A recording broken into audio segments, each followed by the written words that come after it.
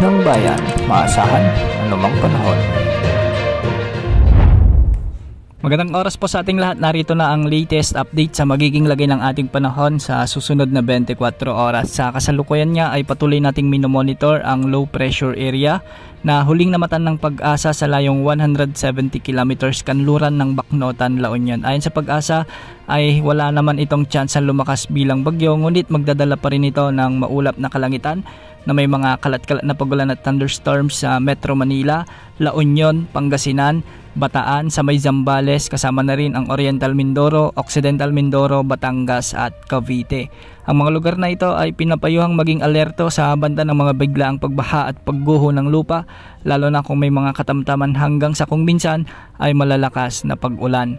Sa mga susunod na oras o araw ay posibleng malusaw na ang LPA na ito at wala nang magiging direktang epekto sa anumang bahagi ng ating bansa.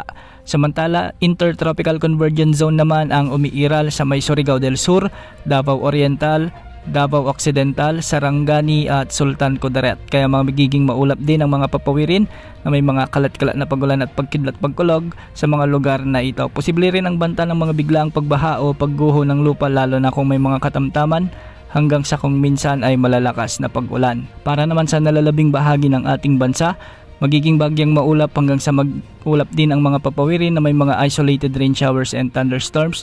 Dulot naman ito ng easterlies, kaya posible pa rin ang banta ng mga biglaang pagbaha o pagguho ng lupa, lalo na kung may mga umiiral na severe thunderstorms. Para naman sa lagay ng mga pag-alon sa ating karagatan, ang mga baybayin sa Palawan ay posible ang mga pag-alon hanggang 1.5 meters at sa nalalabing baybayin ng bansa ay posible ang mga pag-alon hanggang 1.5 meters. Walang nakatas na gale warning sa anumang baybaying sakop ng ating bansa. Wala rin tayong minomonitor na panibagong nagbabantang sama ng panahon gaya ng LPA o bagyo na posibleng makaapekto sa ating kapuluan sa susunod na 3 hanggang 5 araw. Samantala, patuloy pa rin nagkakaroon ng monsoon break o yung pansamantalang pagkawala ng habagat sa ating bansa. Ibig sabihin nito, wala pa ring epekto ang habagat sa anumang bahagi ng ating bansa hanggang sa mga susunod na araw. Sa mga susunod na linggo o sa unang linggo ng Hulyo, posibleng umiral muli ang habagat na siyang posibleng magpaulan muli sa kanlurang bahagi ng ating bansa.